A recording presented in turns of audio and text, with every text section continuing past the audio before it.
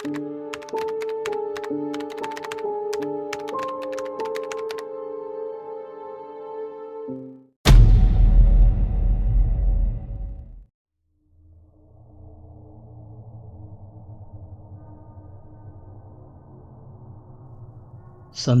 6 वाजले होते.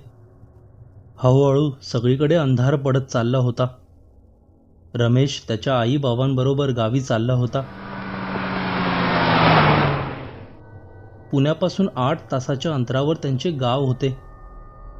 सकाळी सुरू झालेला प्रवास आता काही अंतराचा उरला होता.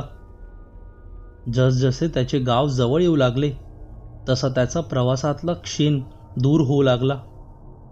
गावाच्या दिशेनं रमेशने गाडी वळवली आणि गाडी धूर उडवत वेग घेऊ लागली. गावाच्या कच्च्या रस्त्यावर म्हणावी तशी रहदारी नव्हती. साधारण 3 वर्षे रमेश गावाकडे फिरकला नव्हता. इंजिनिअरिंग संपल्यावर लंडनला 2 वर्षे तो नोकरीला होता. आज बऱ्याच दिवसांनी गावाकडे येण्यासाठी त्याचे मन आतुर झाले होते. गावाचे बदललेले स्वरूप तो बारकाईने बघू लागला. गार वारा आणि सभोवतालच्या हिरव्यागार पसरलेल्या परिसराने वातावरण प्रसन्न झाले होते. गाडी चालवत असताना त्याचे लक्ष रस्त्याच्या बाजूने लांब चालत जात असलेल्या मुलीकडे गेले. डोक्यावर काठ्यांची मोळी घेऊन चालत जात असलेल्या त्या पाठमोऱ्या आकृतीने त्याचे मन वेधून घेतले. कमनीय बांधा आणि पाठीवर भुरभुरणारे तांबूस केस इतके मोहक होते की जणू एखाद्या चित्रकाराने रेखाटलेले दृश्यच ते भासत होते. त्या दृश्याकडे रमेश इतका गुंतून गेला की गावाची वेश ओलांडून तो गावात कधी शिरला ते कळलंच नाही. आता मात्र ती आकृती दिसेनाशी झाली. रमेश त्याच्या गावातल्या घरासमोर पोहोचला तसे दारात काही घरातील मंडळी स्वागतासाठी उभीच होती. रमेशच्या चुलत भावाचे लग्न होते. घरात लग्न कार्य असल्याने सगळीकडे लग्नाची तयारी सुरू होती. बायकांची अदबीने लगबग सुरू होती. रमेश थोड्याच वेळात फ्रेश होऊन गच्चीत जाऊन बसला. सगळी भावंडे त्याच्या भोवती घोळका करून बसले. त्यांच्या इकडच्या तिकडच्या गप्पा सुरू होत्या. रमेश त्याचे लंडनमधले किस्से सांगत होता. त्या सगळ्या भावंडांची मस्ती सुरू होती. रमेशही त्यांच्यात सामील होता, पण मध्येच त्याचे मन कुठेतरी अजूनही त्या मुलीच्या पाठमोऱ्या आकृतीकडे भरकटत होते. थोड्या वेळाने सगळी भावंड जेवण आटपून गल्लीत फेरफटका मारायला निघाले. पोरांनो, जास्त लांब जाऊ नका, आबांनी हुकूम सोडला. आबा पाटील म्हणजे रमेशचे काका. गावचे पाटील असल्या कारणाने गावात त्यांची मोठी प्रतिष्ठा होती. सगळी भावंडे गप्पा मारत खिदळत चालली होती.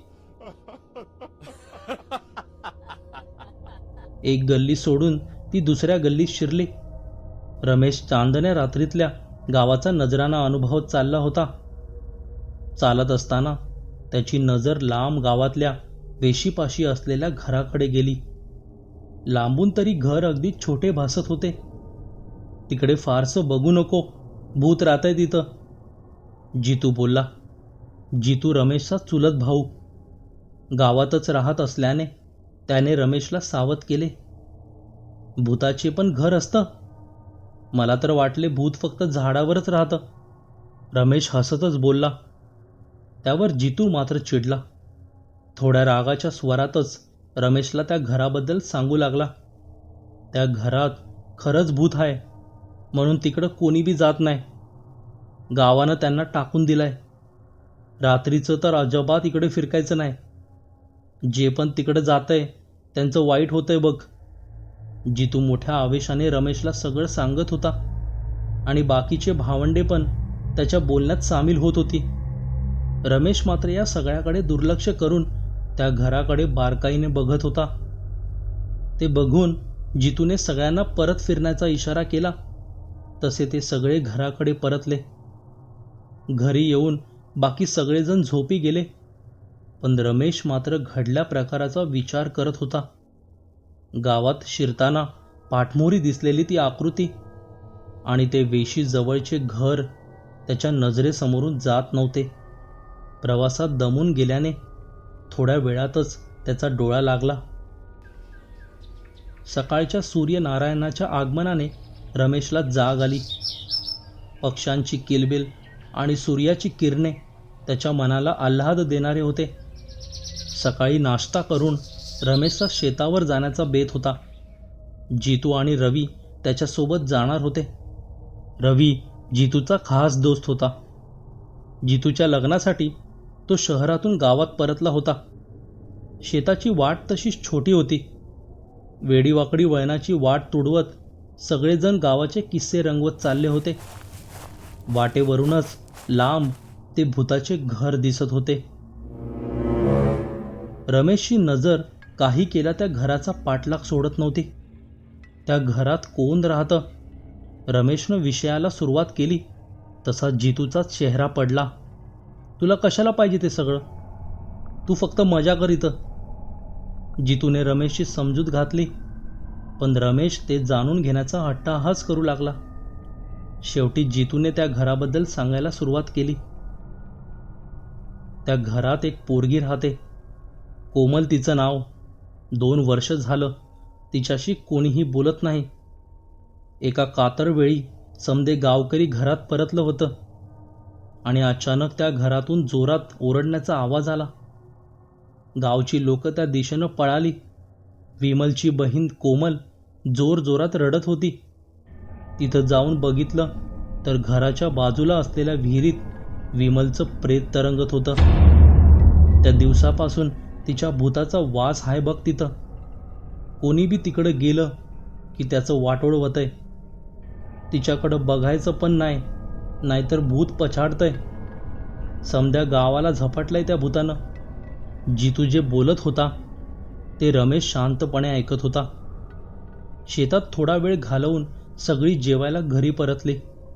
रमेशच्या डोक्यात भूताचे विचार सुरू होते. संध्याकाळच्या वेळेला रमेश एकटाच गल्लीत भटकायला निघाला. फिरत फिरत तो त्या घराजवळ पोहोचला. रमेशने एक वार तिकडे नजर टाकली आणि घराबाहेर असलेल्या झाडाजवळ त्याला ती पाठमोरी आकृती बसलेली दिसली. तो तिच्याजवळ जाऊ लागला तसे ती मुलगी स्पष्ट दिसू लागली.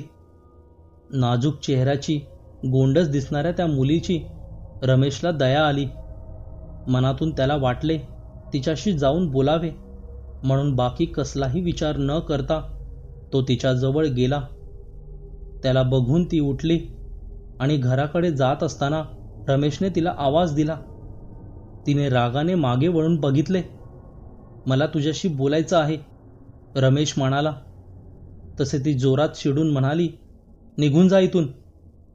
रमेश पुन्हा तिच्याजवळ जाऊ लागला, पण अचानक त्याचा पाय घसरून तो खाली पडला. स्वतःला सावरून तो उभा राहिला, पण क्षणभर त्याला काही सुधरेना. आपल्याला कोणीतरी मागून ढकलले म्हणून त्याने मागे वळून बघितले तर कोणीच नव्हते आणि समोर ती मुलगीही नव्हती. मग आपल्याला धक्का कोणी दिला? या विचारात असतानाच त्याला मुलीच्या आवाजातली किंकाळी ऐकू आली.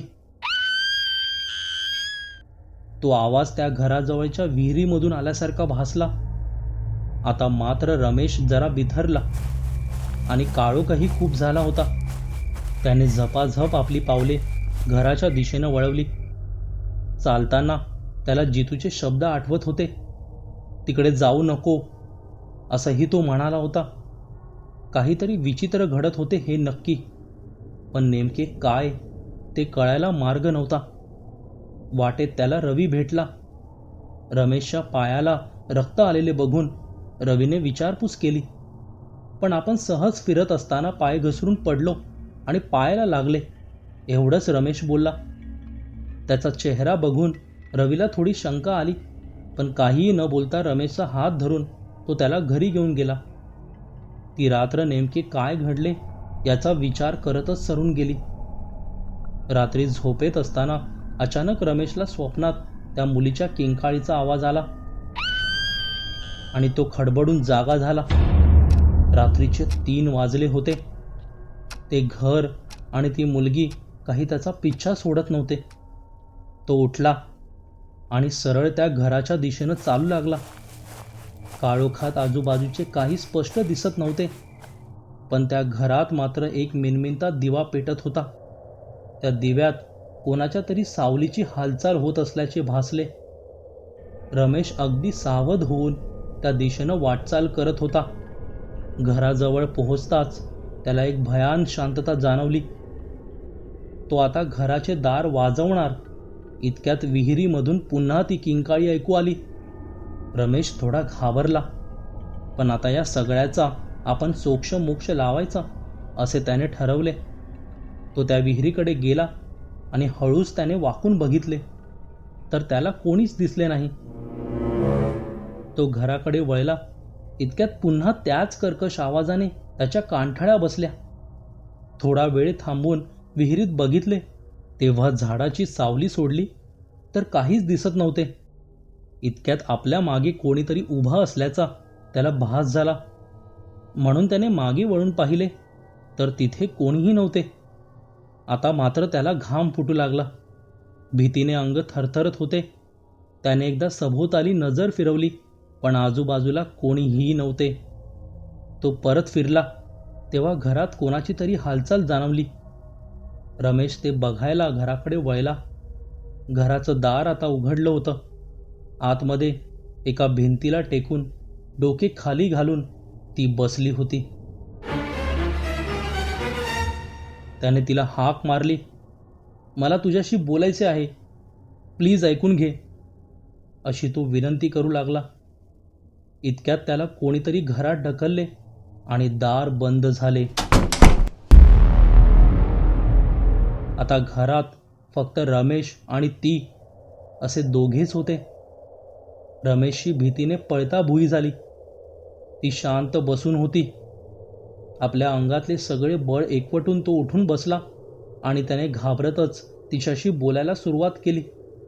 तू नक्की कोण आहेस आणि हे सगळं काय होतंय, असे रमेश बोलला.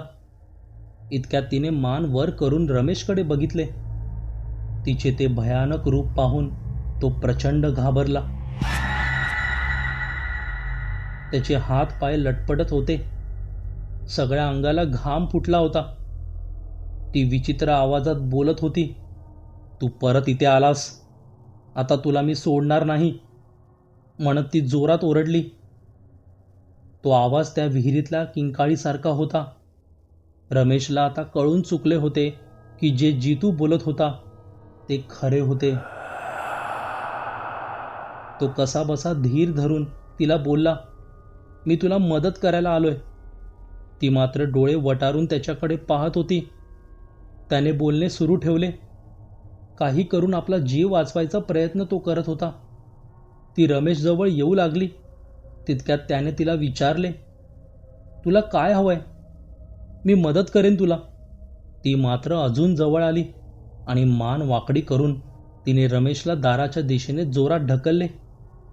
तिच्या तावडीतून रमेशला कसे सुटायचे काहीच सुधरत नव्हते आणि आता तर त्याच्या शरीरालाही इजा पोचली होती. आता घाबरून काही चालणार नाही. बेडरपणे तिचा सामना केला तरच आपण जिवंत राहू, हे त्याला उमगले. मी तुला खरंच मदत करेन, पण तू मला काय घडले ते सांग.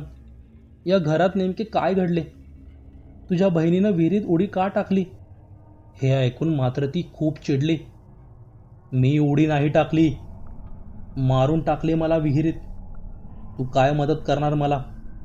एका कातळवेळी माझी अब्रू लुटली. रमेशला हे ऐकून मात्र धक्का बसला. तिचा आवेश घडला प्रकार सांगू लागला. त्या वेळेला मी घराबाहेर कसला तरी आवाज झाला म्हणून घरातून बाहेर पडले, तर मला या घरामागच्या आमच्या शेताची 3 मुलं नासधूस करताना दिसली. त्यांना जाब विचारायला म्हणून मी तिथे गेले, तर त्या क्रूर मुलांनी मला घेरून माझा छळ करायला सुरुवात केली. त्यांनी मला घराबाहेर काढण्यासाठी तो डाव रचला होता. सारे गाव घरात असताना त्यांनी माझी अब्रू लुटली आणि नंतर मला मारून या विहिरीत फेकून दिले. इतका धक्कादायक प्रकार ऐकताना रमेश स्वतःच्या वेदना पूर्णतः विसरून गेला. तो काही बोलणार इतक्यात ती भोवळ येऊन खाली पडली.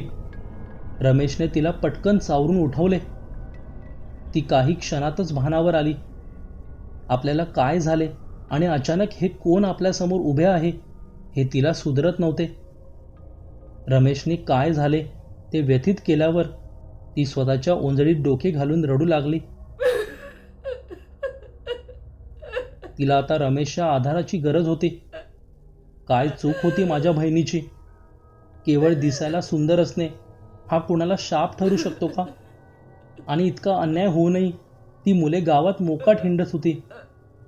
त्यांच्यापैकी दोघांना त्यांची शिक्षा मिळाली होती, पण एक जण अजूनही मोठेपणाचा आव आणून भटकतोय. त्या देशमुखाचा पोरगा आहे तो. त्याच्या बापाने हे प्रकरण पैशाच्या जोरावर गुंडाळून पोरांना मोकळं केलं. गावातल्या कुणालाच याची खबरबात नाही. सगळीकडे विमलने विहिरीत उडी टाकून आत्महत्या केल्याचे नाटक रंगवले. कोमलला बोलता बोलता रडू कोसळले. बाकीच्या दोघांचे काय झाले? रमेशने तिला विचारले. विमलचा आत्मा ती मेल्यापासून भटकतो इथेच. त्यांच्यातल्या एकाला ती आमच्या शेताला लागून असलेल्या झाडाखाली बसलेली दिसायची. त्याचे शेत आमच्या शेताजवळच होते. एक दिवस कातरवेळी पाणी घालायला म्हणून तो शेतात आला आणि तिथे तिच्या भूताला बघून त्याची बोबडी वळली. तिथून पसार होतानाच भूताला जवळ आलेले बघून तो जागीच खल्लास झाला. आणि दुसरा घराजवळून जात असताना कातरवेळी विहिरीत किंकाळी ऐकून घाबरून पळून जात होता. जाताना रस्त्याच्या बाजूला दगडावर जोरात आपटून तिथेच मेला. पण तो हरामखोर रवी अजून जिवंत आहे. हे असे बघून देशमुखाने त्याला गावाबाहेर शहरात पाठवले. त्याचा बदला घेतल्याशिवाय विमल शांत होणार नाही. तिच्यावर अन्याय झालाय म्हणून ती माझ्या जवळही कुणाला येऊ देत नाही. आणि कुणी जर इथे भटकलेच तर तो संपलाच म्हणून समजायचे. गावाने आम्हाला वाईट टाकले. बोलायला कोणी नाही, दुःख हलके करायलाही कोणी नाही. फक्त शरीराने आता मी जिवंत आहे, नाहीतर मनाने तर विमल गेली तेव्हाच मेले मी. कधीतरी तिला न्याय मिळेल आणि मीही यातून मुक्त होईल, एवढ्याच आशेवर मी जिवंत आहे. आज तू जर मदतीचा हात पुढे केला नसता तर तिने तुलाही सोडले नसते. रमेशला कोमलच्या डोळ्यातले दुःख पाहवत नव्हते. काही करून आपण तिला मदत करायची असे त्याने ठरवले. त्याने त्याबद्दल तिला आश्वासन दिले आणि तिथून तो जखमी अवस्थेतच निघाला. एव्हाना पहाटेचा सूर्य आकाशात डोकावत होता. वाटेत थोड्या अंतरावरच त्याला जितू आणि रवी भेटले. रमेश खोलीत नाही हे बघून ते त्याला शोधायला निघाले. संध्याकाळी पायाला लागलेला प्रकार रवीने जितूला सांगितला होता आणि त्यावरूनच त्यांनी पुढचा अंदाज बांधला. त्यांना शंका आलीच होती की रमेश त्या भूताच्या घराजवळ जाणार, म्हणून ते लागलीच तिकडे निघाले. रमेश आणि त्यांची गाठ पडली तेव्हा रमेशची अवस्था बघून जितू घाबरला. कुठं गेला होतास आणि हे कसं काय झालं? जितूने जाब विचारला. मी त्या भूताच्या घरात गेलो होतो. विमल बरोबर जे काही घडलं ते सगळे मला आता कळलंय. हे ऐकताच रवी घामाघूम झाला. त्याच्या चेहऱ्यावरचे चिंतित हावभाव रमेशने ओळखले. काय कळलंय तुला? जितूने विचारले. तसे रमेश म्हणाला, रवीच सांगेल आपल्याला आता काय घडलंय ते. रवी आपल्याला यातले काहीच माहिती नाही असंच वागत होता. पण रमेशने त्याला बजावले, जे काही असेल ते खरे सांग आणि तुझा गुन्हा कबूल कर, नाहीतर ते भूत तुला सोडणार नाही. मी स्वतःच्या डोळ्याने बघून आलोय, ती तुझ्या शोधात आहे. बाकीच्या दोघांना तिने तेव्हाच शिक्षा दिली, पण तुझ्या वडिलांमुळे तू वाचलास. यावेळेला ती तुझा सूड घेतल्याशिवाय शांत बसणार नाही. म्हणूनच तू स्वतःच तुझा गुन्हा कबूल कर. जे काही घडले ते पोलिसांना सांग. जितू हे सगळे ऐकत होता, पण त्याला यातले सगळेच विचार करण्याच्या पलीकडचे होते. रमेशच्या बोलण्यावर रवी घाबरून रडायला लागला. ती मला मारून टाकणार, मी आता संपलो. उगाचच मी त्या दोघांच्या नादी लागून तिची अब्रू लुटली. हे ऐकून जितू हादरला. त्याने रव्याची कॉलर पकडली आणि त्याला ओढत घराकडे नेलं. रवी त्यांच्यासमोर रडत गयावया करत माफी मागत होता. जितूने रव्याला आबांच्या समोर नेऊन उभे केले. घरातील सगळी मंडळी जागी झाली होती. रमेशला जखमी अवस्थेत बघून घरचे भलतेच घाबरले. पोरांनो, कुठं गेला होता? आणि हे काय लागलंय रमेश तुला? आबांचा रोष दिसून येत होता. तेवढ्यात जितू रव्याला उद्देशून म्हणाला, याला विचारा, आज सांगेल सगळं. रवीने लगेच आबांचे पाय धरले आणि विमल बरोबर जे काही घडले ते सर्व कबूल केले. आपल्या बापाने गावच्या पोलिसांना पैसे देऊन हे प्रकरण मिटवल्याचे त्याने सांगितले. सगळं ऐकून आबा प्रचंड खवळले आणि त्यांनी ताबडतोब पंचायतीची बैठक बसवली. देशमुखही त्यामध्ये हजर होतेच. रमेशने सगळ्यांसमोर जे काही घडले ते निर्धास्तपणे सांगितले. आबांनी रवीच्या कबुलीवरून सगळ्या प्रसंगाची शहानिशा केली. आबा गावचे पाटील असल्याने त्यांच्या पुढे देशमुखाचे फासे फिके पडले आणि त्यांनीही आरोपाची कबुली दिली. देशमुख आणि रवीला अटक झाली. सगळा प्रकार गावकऱ्यांना कळल्यावर त्यांनी कोमलची माफी मागितली. तिच्या डोळ्यात आनंदाश्रू वाहत होते. तिने रमेश आणि आबांचे आभार मानले. आता विमलला न्याय मिळाला होता. त्या दिवशी रात्रभर रमेश कोमलचाच विचार करत होता. कधी एकदा सकाळ होते आणि आपण कोमलला भेटतो असे त्याला झाले. तिला या सगळ्यांमधून मुक्त होऊन हसताना त्याला बघायचे होते. सकाळ झाली तशी तो कोमलला भेटायला तिच्या घरी निघाला. वाटेत फक्त आणि फक्त कोमलचा गोंडस चेहरा त्याच्या नजरेसमोर फिरत होता. तो तिच्या घरापाशी गेला तेव्हा घर बंद होते. त्याने कोमलला आवाज दिला पण तिने काही दार उघडले नाही. म्हणून त्याने खिडकीतून डोकावून बघितले. आत कोमलला त्या अवस्थेत बघून तो बिथरला.